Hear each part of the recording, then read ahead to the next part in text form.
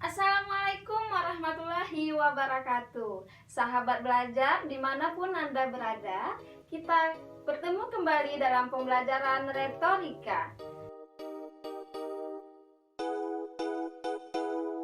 Kali ini kita akan belajar tentang konsep diri dan retorika. Sahabat belajar, setiap orang ingin memiliki pergaulan yang luas, berkomunikasi yang baik, berteman dengan siapa saja. Kadang-kadang, untuk membangun hubungan komunikasi dengan orang lain tidak semudah yang dibayangkan. Tidak semua orang mampu berkomunikasi dengan baik. Berhubungan dengan orang lain, untuk membangun komunikasi yang baik, ada faktor yang paling penting untuk dimiliki oleh setiap orang. Apa itu? Faktor itu adalah konsep diri. Konsep diri secara umum dipahami bagaimana saya memperlakukan diri saya sendiri, bagaimana saya berpikir tentang diri saya sendiri, dan bagaimana saya memposisikan diri saya ketika saya berhadapan dengan orang lain dan ketika saya berkomunikasi dengan orang lain. Beberapa para ahli mengemukakan bahwa konsep diri adalah keyakinan dan perasaan seseorang terhadap dirinya sendiri. Konsep diri tentang keyakinan dan perasaan yang dimaksudkan oleh para ahli itu terkait dengan beberapa hal. Konsep diri yang dimaksudkan itu terkait dengan fisik, kemudian terkait dengan mental dan moral seseorang, terkait dengan etika, lingkungan, sosial, dan keluarga. Konsep diri sebagaimana yang kita maksudkan dipengaruhi oleh beberapa faktor. Di antaranya pola asuh orang tua, kemudian kegagalan atau depresi yang pernah dihadapi, dan juga dipengaruhi oleh kritik internal. Atas dasar itulah kenapa guru PAUD atau guru TK penting belajar retorika. Salah satunya adalah tentang konsep diri. Lalu, dalam berkomunikasi, konsep diri seperti apakah yang diharapkan? Ada dua jenis konsep diri, yaitu konsep diri positif dan konsep diri negatif. Tentunya, ketika berbicara atau berkomunikasi dengan orang lain, kita membutuhkan konsep diri yang positif.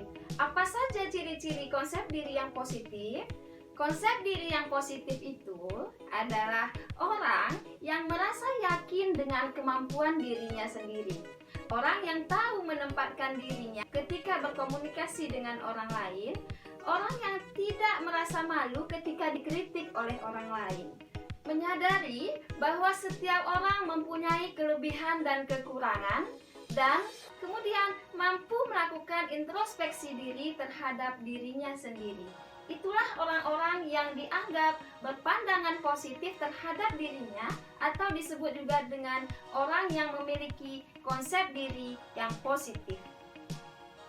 Lalu, apa itu konsep diri yang negatif?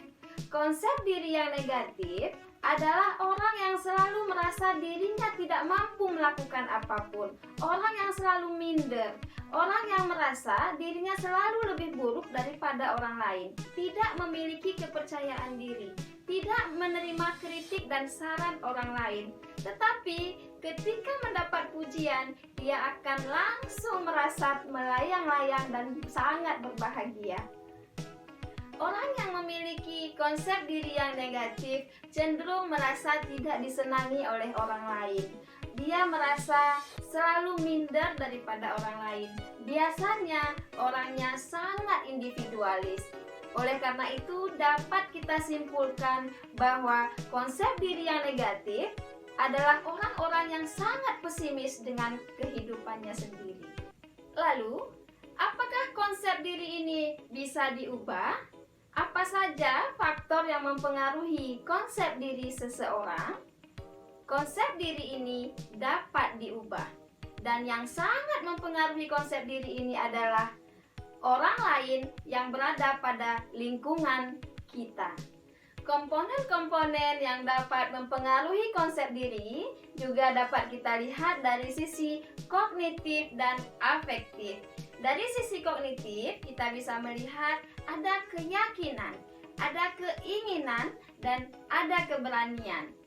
Dari sisi afektif, kita harus memiliki sikap bahwa saya cantik, bahwa aku baik, bahwa aku bisa melakukan apapun yang dilakukan orang lain.